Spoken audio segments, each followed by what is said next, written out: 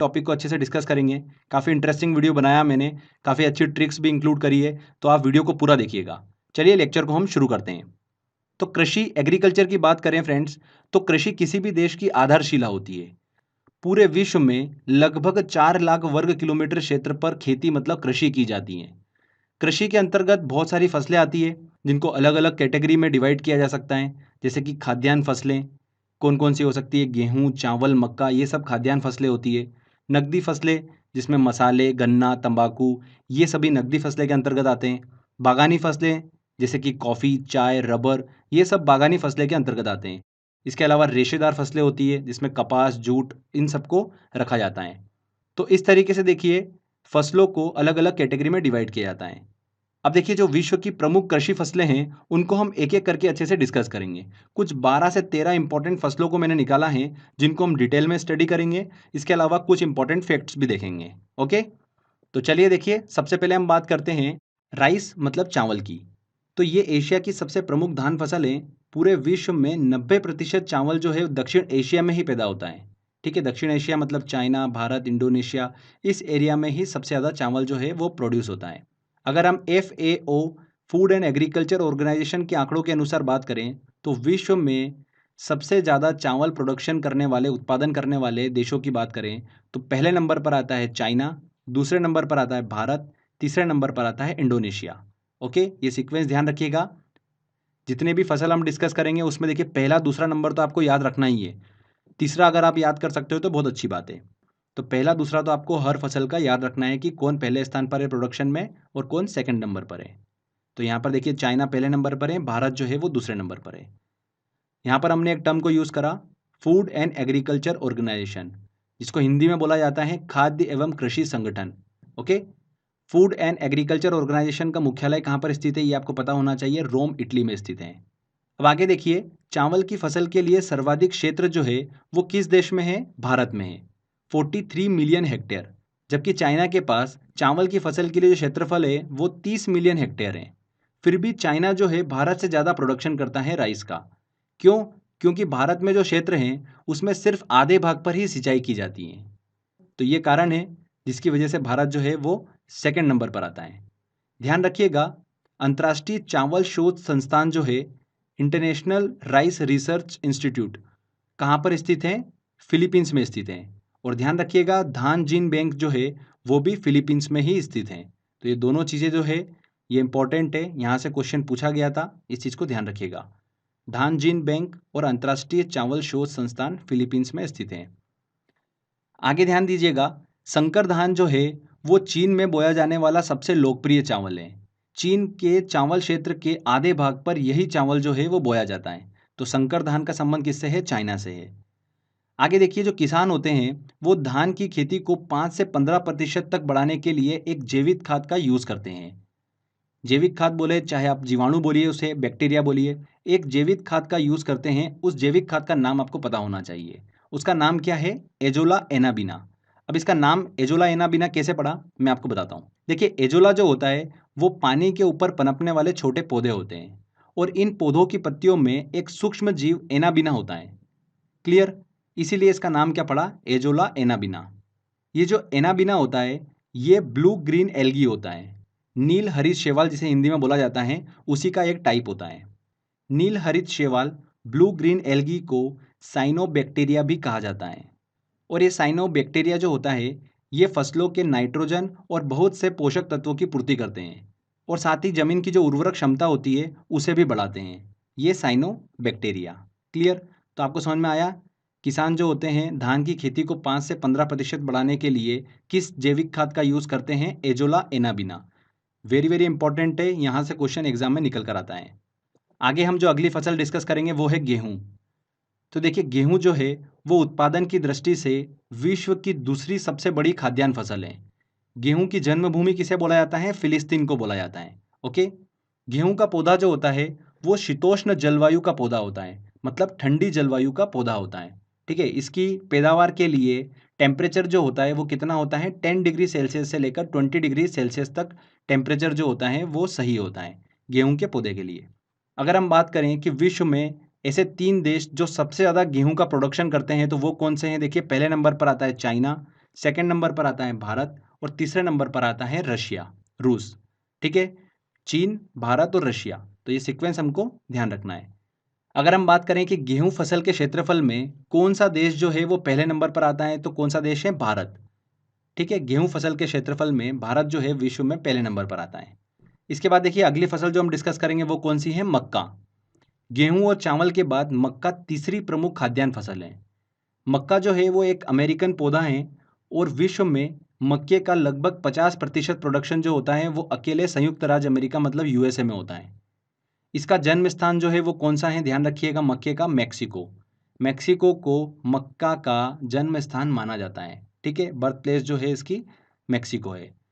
अगर हम बात करें विश्व में 3 ऐसे देश जो मक्का का सबसे ज़्यादा प्रोडक्शन करते हैं तो वो कौन कौन से हैं? देखिए, पहले नंबर पर संयुक्त राज्य अमेरिका, ऑब्वियस सी बात है। सेकेंड नंबर पर चाइना और तीसरे नंबर पर आता है ब्राज़ील। बहुत इंपॉर्टेंट है, पहले पे संयुक्त राज्य अमेरिका, दूसरे पे चाइना और तीसरे पर आता है ब्राज़ील। संयुक्त राज्य अमेरिका में मुख्य भोजन के रूप में मक्के का देखिए उपयोग नहीं किया जाता है।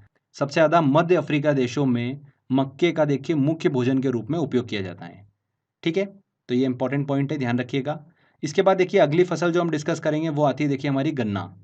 विश्व में जो टोटल चीनी का प्रोडक्शन होता है, ठीक है, शक्कर का जो प्रोडक्शन होता है वो 60 से 70% गन्ने से ही प्राप्त किया जाता है। अगर गन्ने की बर्थ प्लेस की बात करें तो वो किसे माना जाता है? भारत को माना जाता है। ठीक है, भारत को गन्ने की जन्मभूमि माना जाता है।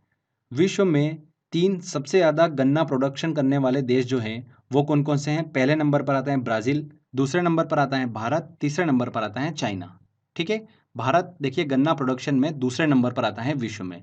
वेरी वेरी इंपॉर्टेंट, यहाँ से एग्जाम में क्वेश्चन पूछा गया था। अब देखिए हमने बात करी थी कि गन्ने की फसल से 60 से 70% जो है शक्कर प्राप्त की जाती है, चीनी प्राप्त की जाती है। तो इस तरीके से उत्पादित चीनी का सबसे ज़्यादा देखिए भाग एक्सपोर्ट कौन सा देश करता है? कौन सा करता है? देखिए थाईलैंड। 82% भाग जो है थाईलैंड निर्यात कर देता है, एक्सपोर्ट कर देता है। क्लियर? आगे देखिए इसी से रिलेटेड एक इंपॉर्टेंट पॉइंट बनता है, क्यूबा जो देश है उस देश में गन्ना उत्पादन प्रमुख रूप से होता है जिससे चीनी प्राप्त की जाती है।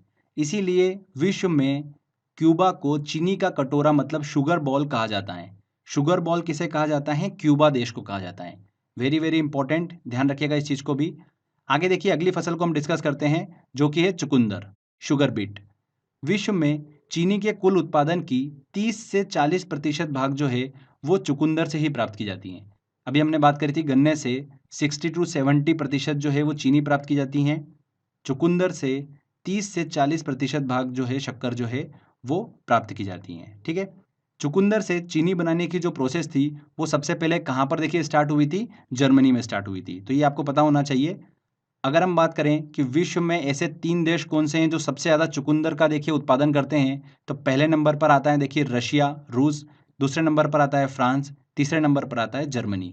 रूस, फ्रांस और जर्मनी। रूस और फ्रांस वेरी वेरी इंपॉर्टेंट है, ध्यान रखिएगा, पहले दूसरे नंबर पर यहाँ से क्वेश्चन बन जाता है एग्जाम में। अच्छा, एक इंटरेस्टिंग चीज़ ध्यान रखिएगा, यूक्रेन जो देश है उसमें संपूर्ण चीनी का जो प्रोडक्शन किया जाता है वो चुकंदर से ही किया जाता है। तो ये चीज़ आपको पता होना चाहिए। इसके बाद देखिए अगली फसल आती है हमारी कॉटन, कपास। तो भारत को कपास का जन्मदाता कहा जाता है। ठीक है, रेशे की लंबाई के अनुसार कपास को अलग अलग कैटेगरी में बांटा जाता है। छोटे रेशे वाले कपास होते हैं, मध्य रेशे वाले कपास होते हैं, लंबे रेशे वाले कपास होते हैं। तो अलग अलग टाइप के देखिए यहाँ पर कपास होते हैं। छोटे रेशे वाली जो कपास होती है इसमें कपास जो होती है वो 2.5 सेंटीमीटर से छोटी होती है। ओके, और इस तरीके की कपास जो है वो भारत, चीन, इन देशों में उगाई जाती हैं। मध्य रेशे वाली कपास की बात करें तो इस कपास की लंबाई जो होती है वो 3.75 से लेकर 5 सेंटीमीटर तक की इनकी लंबाई होती है। ओके, विश्व में अधिकांश इसी तरीके की कपास जो है वो उगाई जाती है। इस प्रकार की कपास का देखिए उत्पादन कहाँ पर होता है? नील नदी से लगे देशों में किया जाता है। इसे मिस्र की कपास के नाम से भी जाना जाता है। राइट? अगर हम बात करें कि विश्व के 3 प्रमुख देश जो कपास का सबसे ज़्यादा प्रोडक्शन करते हैं, ठीक है, कॉटन का सबसे ज़्यादा प्रोडक्शन करने वाले देश कौन कौन से हैं? पहले नंबर पर आता है चाइना, दूसरे नंबर पर आता है भारत, तीसरे नंबर पर आता है संयुक्त राज्य अमेरिका, यूएसए। ओके, अगर प्रति हेक्टेयर की बात करें तो ऑस्ट्रेलिया जो है वो पहले नंबर पर आता है। 2202 किलोग्राम पर हेक्टेयर प्रोडक्शन करता है कॉटन का ऑस्ट्रेलिया। ठीक है, पहले नंबर पर आता है वो। अब एक इंटरेस्टिंग चीज़ ध्यान रखिएगा कि जो ज्वालामुखी विस्फोट होता है उसके बाद लावे से जिन मैदानों का देखिए निर्माण हुआ है, उन मैदानों पर अक्सर कपास की खेती ही की जाती है। इसके बाद देखिए अगली हमारी फसल आती है तंबाकू। तंबाकू की खेती के लिए हाई टेम्परेचर जो होता है वो रिक्वायर्ड होता है। अगर हम बात करें कि विश्व में 3 सबसे ज़्यादा तंबाकू उत्पादन करने वाले देशों की, तो पहले नंबर पर आता है चाइना, दूसरे नंबर पर आता है भारत और तीसरे नंबर पर आता है ब्राज़ील। चाइना, भारत और फिर ब्राज़ील। इसके बाद देखिए अगली फसल आती है रबर। रबर जो है वो बागानी फसल के अंतर्गत आती हैं, जिसे लेटेक्स पेड़ के रस से प्राप्त किया जाता है रबर को। इसका सबसे ज़्यादा उत्पादन जो होता है वो दक्षिण पूर्व एशिया में किया जाता है। थाईलैंड, इंडोनेशिया, मलेशिया, इन क्षेत्रों में सबसे ज़्यादा रबर का जो है वो प्रोडक्शन किया जाता है। रबर का अगर उत्पादन करने वाले देशों की बात करें तो पहले नंबर पर आता है देखिए थाईलैंड, सेकंड नंबर पर आता है इंडोनेशिया, तीसरे नंबर पर आता है वियतनाम। ठीक है, वियतनाम और मलेशिया जो है वो उनमें टक्कर रहती है, तो आप तीसरे नंबर पर दोनों देशों को ही समझ सकते हो, वियतनाम या फिर मलेशिया। ठीक है, तो थाईलैंड, सेकंड नंबर पर आता है इंडोनेशिया, फिर तीसरे नंबर पर आता है वियतनाम। एक इम्पॉर्टेंट पॉइंट ध्यान रखिएगा, अमेरिका जो है रबर का सबसे प्रमुख आयात मतलब इंपोर्ट करने वाला देश है। सबसे ज़्यादा इंपोर्ट रबर का देखिए कहाँ पर होता है, अमेरिका में होता है। सबसे ज़्यादा रबर की खेती जो है वो कहाँ पर की जाती है, इंडोनेशिया में की जाती है। पहले भारत में की जाती थी, पर अब इंडोनेशिया पहले नंबर पर आ गया है। तो ध्यान रखिएगा, इंडोनेशिया में सबसे ज़्यादा रबर की खेती की जाती है। रबर की खेती का अगर मूल स्थान की बात करें तो वो कौन सा है, दक्षिण अमेरिका में अमेजन घाटी रबर की खेती का मूल स्थान था। ठीक है, सबसे पहले। तो ये हमने देखिए रबर की फसल को अच्छे से डिस्कस करा। इसके बाद देखिए अगली फसल को हम डिस्कस करते हैं जो कि है कॉफ़ी। हिंदी में इसे बोला जाता है कहवा।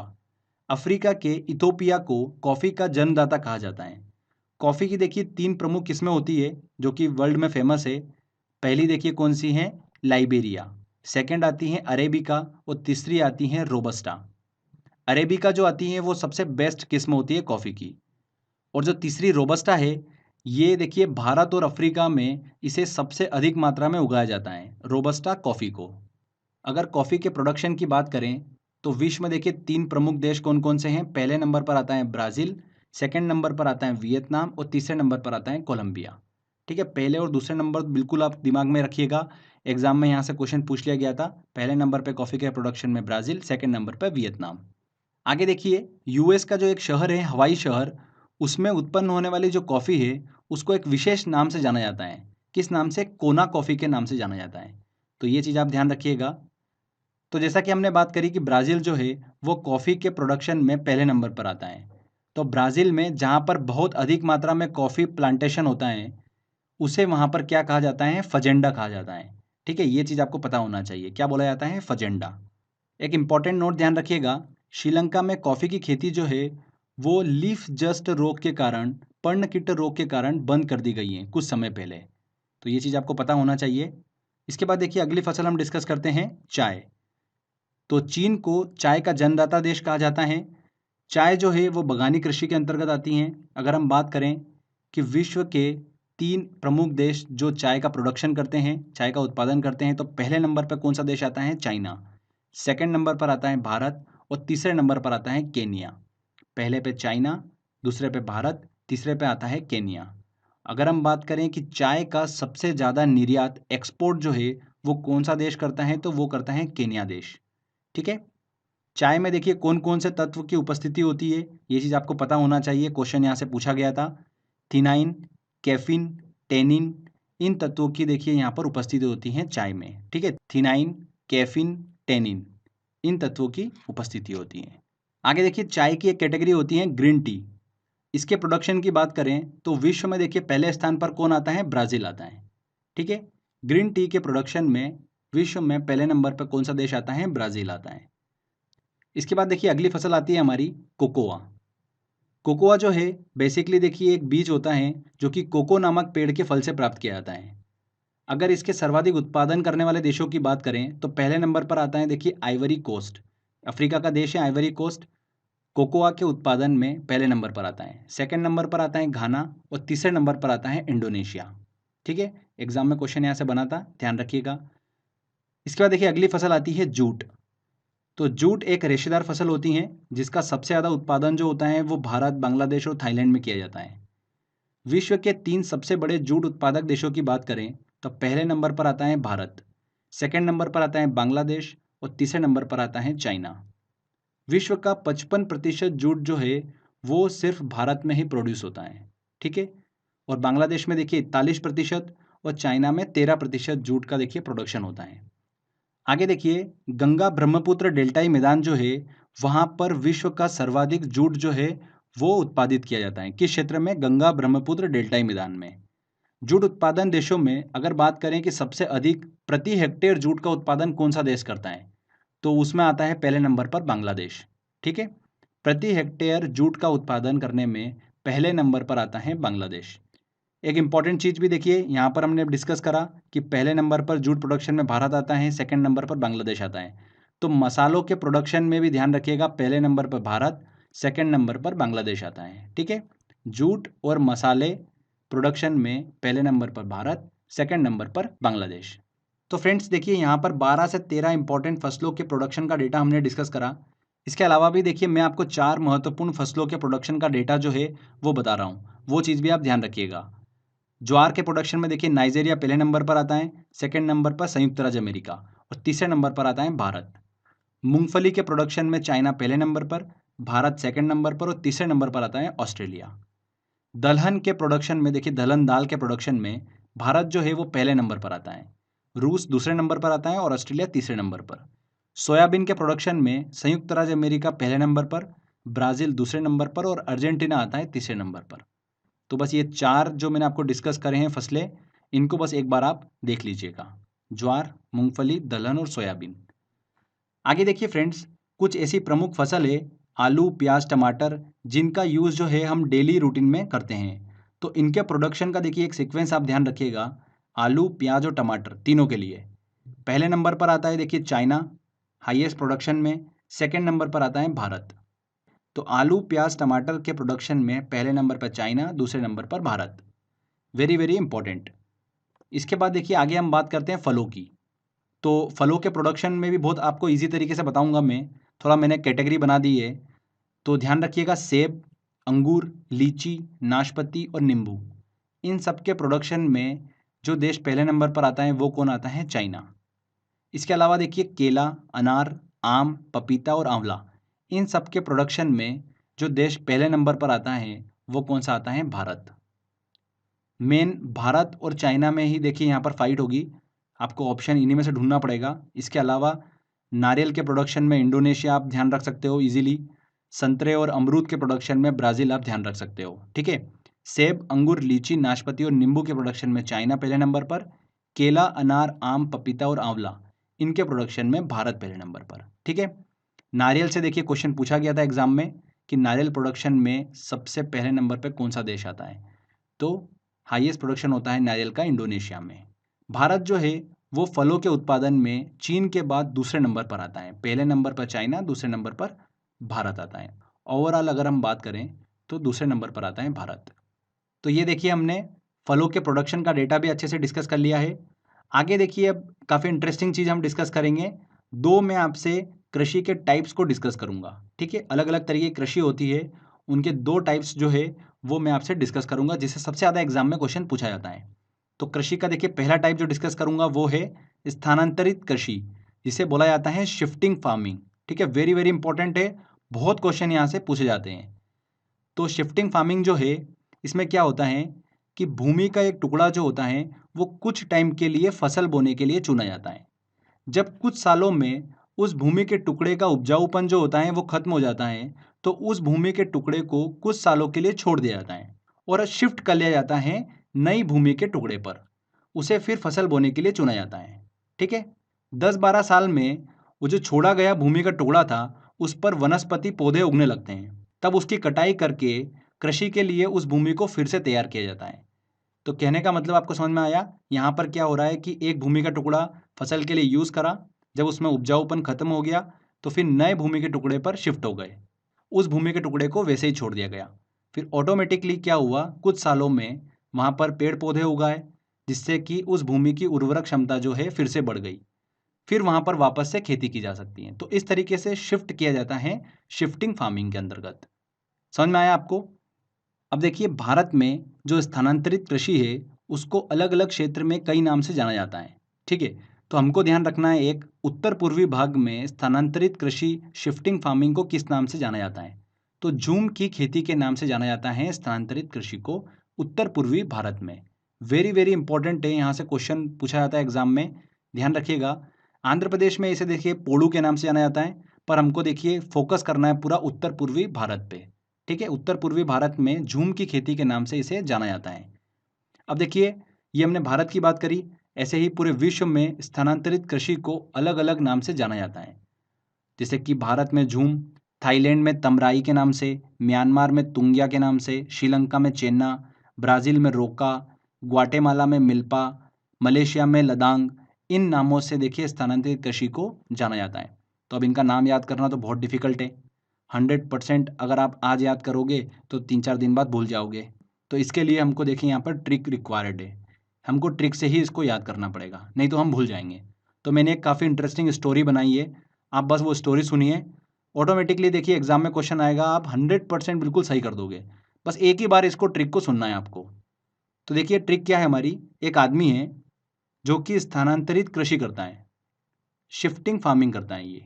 अब शिफ्टिंग फार्मिंग करने के लिए ये अलग अलग देश में गया, तो वहाँ पर इसके साथ में क्या क्या घटना घटती है वो हम इस ट्रिक में डिस्कस कर रहे हैं। ठीक है, तो सबसे पहले ये कहाँ पर गया, मलेशिया में गया। तो मलेशिया में गया, वहाँ जाकर इसने अच्छे से खेती नहीं करी, तो लोगों ने इसको खूब सुनाया। ठीक है, तो मलेशिया से इसको क्या मिला, दाग मिला। अच्छी खेती नहीं करने की वजह से मलेशिया में इसको क्या मिला, दाग मिला। तो ध्यान रखिएगा, ऐसे लाइन आपको बोलना है, मलेशिया से दाग मिला, मलेशिया से दाग मिला, मलेशिया से दाग मिला। 4-5 बार बोल लीजिए इसको, ये लाइन आपके ऑटोमेटिकली ज़ुबान पर सेट हो जाएगी। मलेशिया में दाग मिला, मलेशिया से दाग मिला, मलेशिया से दाग मिला। ओके, तो मलेशिया से दाग लेने के बाद में ये आदमी कहाँ पर गया, म्यांमार गया। ठीक है, और देश के नाम में स्पष्ट है मार, तो वहाँ के लोग जब भी ये खेती करता था तो इसको मारते थे। तो इसे मार खा खा के तो खेती इससे नहीं हुई, तंग आ गया ये, तो ये वहाँ से चला गया श्रीलंका। तो म्यांमार से ये तंग आ गया, म्यांमार से तंग आ गया। तो ये चीज़ आप ध्यान रखिएगा, मार खाकर ये तंग आ गया था, तो खेती इससे हुई नहीं अच्छे से वहाँ पर। उसके बाद चला गया श्रीलंका, तो श्रीलंका में भी देखिए अच्छे से खेती नहीं कर पाया, क्योंकि वहाँ पर ज़मीन का अभाव था, ज़मीन वहाँ पर कम थी श्रीलंका में, तो स्थानांतरित कृषि जो है शिफ्टिंग फार्मिंग कर ही नहीं पाया। तो वहाँ से इसको चेन्नई भेज दिया। चेन्नई मतलब भारत में जब आया ये, ठीक है, तो वहाँ पर इसको खूब सारे खेत दिखे, तो खूब झूम झूम कर इसने शिफ्टिंग फार्मिंग जो है वो की, स्थानांतरित कृषि की। भारत के बाद ये आदमी कहाँ पर गया, ब्राज़ील गया। ब्राज़ील जाने पर इसको वहाँ का एटमॉस्फेयर काफ़ी पसंद आया और बहुत अच्छी इसने वहाँ पर खेती करी, स्थानांतरित कृषि की। तो ब्राज़ील वालों ने इसको रोक लिया। ठीक है, ब्राज़ील में इसको रोक लिया, ये बार बार आप बोलिए, ब्राज़ील में रोक लिया, ब्राज़ील में रोक लिया। भारत में झूम गया, खेत देखकर झूम गया, भारत में झूम गया। श्रीलंका से चेन्नई भेज दिया, श्रीलंका से चेन्नई भेज दिया। म्यांमार से तंग आ गया, म्यांमार से तंग आ गया। मलेशिया में दाग मिला, मलेशिया में दाग मिला। तो बस ये लाइन को हमको 4-5 बार बोल लेना है, बस एक बार। ठीक है, आपको भी पता नहीं चलेगा कि आपको क्या चीज़ याद हो रही है। एग्जाम में आप देखिए क्वेश्चन देखोगे, इजीली आंसर बना लोगे। अभी हम टेस्ट लगाएंगे, उसमें आपको समझ में आ जाएगा। इसके बाद देखिए ये आदमी कहाँ गया, थाईलैंड गया लास्ट में। अब थाईलैंड जो है आप सभी को पता ही है, वहाँ के हाथी बहुत फेमस है। तो वहाँ खेती कर रहा था, खेती करते करते एक हाथी आया और इसके ऊपर चल गया, तो हाथी के नीचे दबकर ये मर गया, तो थाईलैंड में मर गया। ठीक है, तो देखिए हमारी ट्रिक जो थी बस यही थी, एक स्टोरी थी जो आपने ध्यान से सुना। तो चलिए वापस चलते हैं और उन सभी नामों को हम डिस्कस करते हैं। तो देखिए सबसे पहले वो मलेशिया गया था, तो मलेशिया में देखिए अच्छी खेती नहीं करी थी तो दाग मिला था, तो मलेशिया से दाग मिला मतलब लदांग। मलेशिया में स्थानांतरित कृषि को लदांग के नाम से जाना जाता है। इसके बाद देखिए म्यांमार गया था, तो मार, वहाँ पर देखिए खेती कर रहा था तो मारा था इसको, तो तंग आ गया था ये। तो म्यांमार में देखिए तुंगिया के नाम से जाना जाता है। ठीक है, तो तुंग वर्ड में देखिए तंग छुपा हुआ है, ऐसे आप इसको पकड़ सकते हो। म्यांमार के बाद में कहाँ गया था, श्रीलंका गया था, तो श्रीलंका में इसको खेती नहीं मिले, वहाँ पर इतनी ज़मीन की कमी थी, तो वहाँ से इसको चेन्नई भेज दिया। तो श्रीलंका में देखिए इसे किस नाम से जाना जाता है, स्थानांतरित कृषि को चेन्नई के नाम से जाना जाता है। फिर भारत आया था ये, तो भारत में खेत देख देख कर ये झूम उठा। ठीक है, तो झूम की खेती के नाम से जाना जाता है स्थानांतरित कृषि को भारत में। इसके बाद देखिए कहाँ गया था ये, ब्राज़ील गया, तो ब्राज़ील में इतनी अच्छी खेती करी इसने कि ब्राज़ील वालों ने इसे रोक लिया, तो ब्राज़ील में रोका के नाम से जाना जाता है स्थानांतरित कृषि को। ठीक है, इसके बाद देखिए कहाँ गया, थाईलैंड गया। तो थाईलैंड में जब स्थानांतरित कृषि कर रहा था तो थाईलैंड के हाथियों ने देखिए इसे दबोचकर मार दिया। तो देखिए थाईलैंड में स्थानांतरित कृषि को किस नाम से जाना जाता है, तमराई के नाम से। तो यहाँ पर मर वर्ड जो है वो छुपा हुआ है। उसके बाद लास्ट में देखिए ध्यान रखिएगा, ग्वाटेमाला। तो देखिए यहाँ पर लास्ट में माला आ रहा है वर्ड, तो उसी से रिलेटेड देखिए मिल्पा। ठीक है, वर्ड आपको सिमिलर मिल जाएंगे। तो इस तरीके से आप बड़ी आसानी से ट्रिक के माध्यम से याद कर सकते हैं। एक चीज़ और इम्पोर्टेंट ध्यान रखिएगा कि स्थानांतरित कृषि की शुरुआत जो हुई थी वो कहाँ से हुई थी, थाईलैंड से हुई थी। ओके, इसके बाद देखिए कृषि का देखिए सेकंड टाइप हम डिस्कस करते हैं, जो कि है सोपान कृषि। हिमाचल प्रदेश और उत्तराखंड जैसे राज्यों में मैदानी इलाके नहीं होते हैं, ठीक है, वहाँ पर मैदानी इलाकों का अभाव होता है। तो वहाँ के लोग क्या करते हैं, पहाड़ों की ढलानों पर सीढ़ियों के आकार के खेत बना देते हैं और खेती करते हैं, जिसे क्या बोलते हैं, सोपान खेती बोलते हैं, सोपान कृषि कहते हैं। वेरी वेरी इंपॉर्टेंट है, एग्जाम में यहाँ से क्वेश्चन पूछा गया था। तो ये देखिए कृषि के हमने दो टाइप डिस्कस करे जिनसे सबसे ज़्यादा क्वेश्चन बनते हैं एग्जाम में। स्थानांतरित कृषि, उसको अलग अलग देशों में किस नाम से जाना जाता है, वो हमने ट्रिक से याद करा। उसके बाद सेकंड देखिए हमने डिस्कस करा सोपान कृषि। आगे देखिए हम बात करेंगे अलग अलग प्रकार की कृषियों को किस नाम से जाना जाता है, मतलब हॉर्टिकल्चर को डिस्कस करेंगे। हॉर्टिकल्चर क्या होता है, इसे हिंदी में बोला जाता है बागवानी खेती। इसके अंतर्गत फल, सब्जी, पेड़, फूल, इन सभी का उगाना जो होता है वो शामिल होता है। ध्यान दीजिएगा, बागवानी खेती में अन्य खेती के कंपैरिजन में अधिक मानव श्रम की आवश्यकता होती है बागवानी खेती के अंतर्गत। ठीक है, हॉर्टिकल्चर में। हॉर्टिकल्चर की देखिए अलग अलग ब्रांचेस होती है, पोमोलॉजी, ऑलेरिकल्चर, फ्लोरिकल्चर, विटिकल्चर, ये इसकी अलग अलग ब्रांचेस होती हैं। तो जितना मैं आपको बता रहा हूँ उतना ध्यान रखिएगा। पोमोलॉजी जो होती है वो किसे कहा जाता है, फलों की खेती को कहा जाता है। ऑलेरिकल्चर जो है वो किसे कहा जाता है, सब्जियों की खेती को कहा जाता है। ध्यान रखिएगा, सब्जियों की खेती को क्या कहा जाता है, ऑलेरिकल्चर कहा जाता है। फ्लोरिकल्चर में देखिए क्या आएगा, फूलों की खेती को कहा जाता है। फ्लोरी और फूल सेम सेम मिल रहा है बिल्कुल, तो उसको तो आप इजीली याद रख सकते हो। विटिकल्चर में देखिए आता है अंगूर की खेती। ओके, तो ये हमने देखिए हॉर्टिकल्चर की कुछ ब्रांचेस डिस्कस करी जो कि इंपॉर्टेंट है और जिनसे क्वेश्चंस बनते हैं। अब एक और चीज़ ध्यान रखिएगा, एक टेक्निक, एक प्रक्रिया, एक प्रोसेस जो आपको पता होना चाहिए। पौधों को हवा में उगाने की प्रक्रिया को क्या बोलते हैं, एरीपोनिक कहा जाता है। क्या कहा जाता है, एरीपोनिक कहा जाता है। पौधों को हवा में उगाने की प्रक्रिया को एरीपोनिक कहा जाता है। ठीक है फ्रेंड्स, एक इंपॉर्टेंट नोट ध्यान रखिएगा, शहद के उत्पादन के लिए मधुमक्खी पालन जो होता है उसे क्या कहा जाता है, एरीकल्चर कहा जाता है। क्या कहा जाता है, एरीकल्चर। ओके, आगे देखिए फ्रेंड्स, काफ़ी इंटरेस्टिंग चीज़ हम डिस्कस करने वाले हैं। जब पौधे या वनस्पति अलग अलग वातावरण में उगती हैं तब उन्हें विशिष्ट क्षेत्र के कारण अलग अलग नाम से जाना जाता है। तो उसको भी हम अच्छे से डिस्कस कर लेते हैं, ट्रिक के माध्यम से डिस्कस करेंगे। देखिए, जल के ऊपरी सतह पर उगने वाली वनस्पतियां या पौधे होते हैं उन्हें क्या कहा जाता है, तो उन्हें क्या कहा जाता है, हाइड्रोफाइट कहा जाता है। सेकंड देखिए, ह्यूमिडिटी, आर्द्रता, नमी वाले इलाकों में उगने वाली वनस्पति या पौधे को क्या कहा जाता है, हाइग्रोफाइट कहा जाता है। देखिए हाइड्रो और हाइग्रो में कंफ्यूज मत होइएगा। हाइड्रोफाइट मतलब जल के ऊपरी सतह पर उगने वाली वनस्पतियां या पौधे। हाइग्रोफाइट में क्या आएगा, ह्यूमिडिटी मतलब आर्द्रता, नमी वाले इलाकों में उगने वाली वनस्पतियां पौधे को कहा जाता है। ठीक है, ऐसी वनस्पतियां या प्लांट्स जो मरुस्थलीय क्षेत्र में उगती है उसे क्या कहा जाता है, जीरोफाइट कहा जाता है। देखिए ये याद करना थोड़ा डिफिकल्ट होगा तो इसको ट्रिक से याद कर लेते हैं। अब मरुस्थलीय क्षेत्र में आपने देखा होगा जो प्लांट्स होते हैं वो मतलब जीरो के बराबर होते हैं। ठीक है, वनस्पतियां जो होती है वो जीरो के बराबर होती है।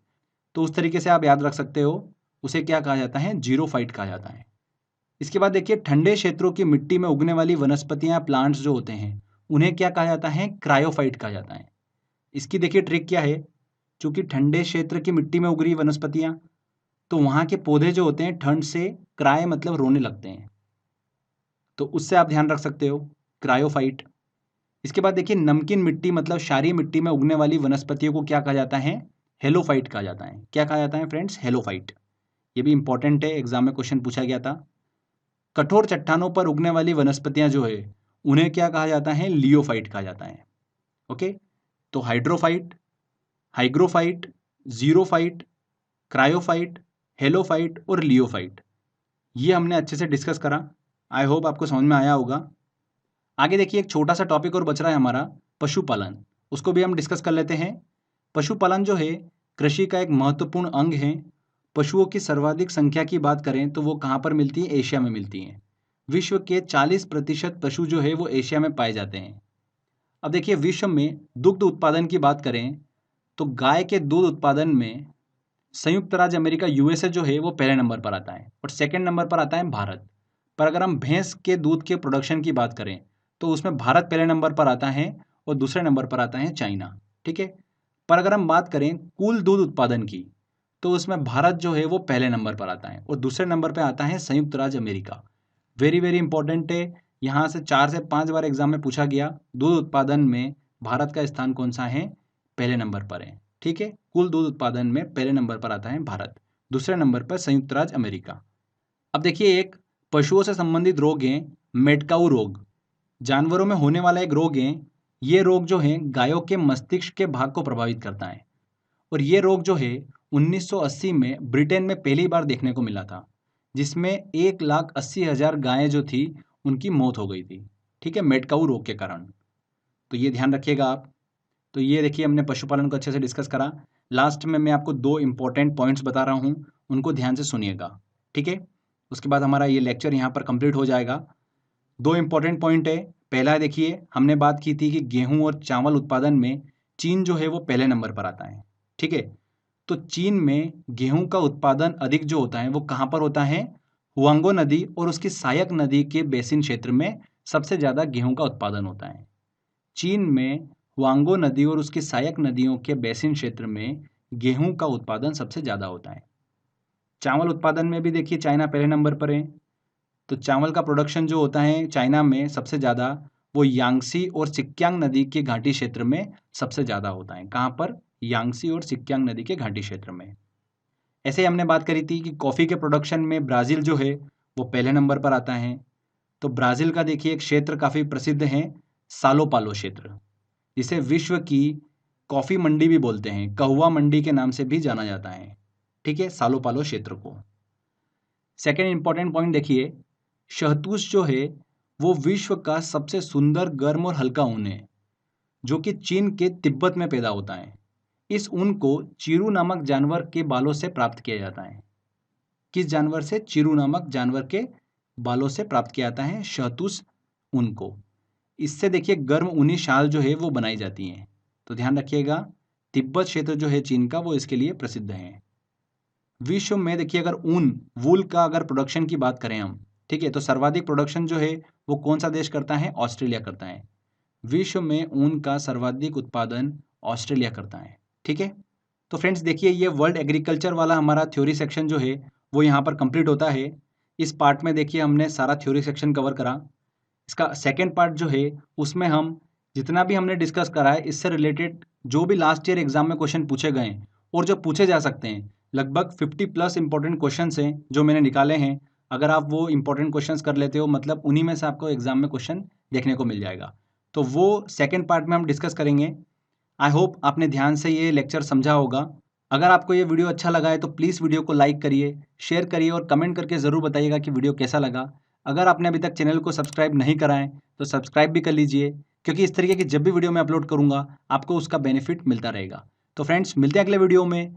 जय हिंद, जय भारत।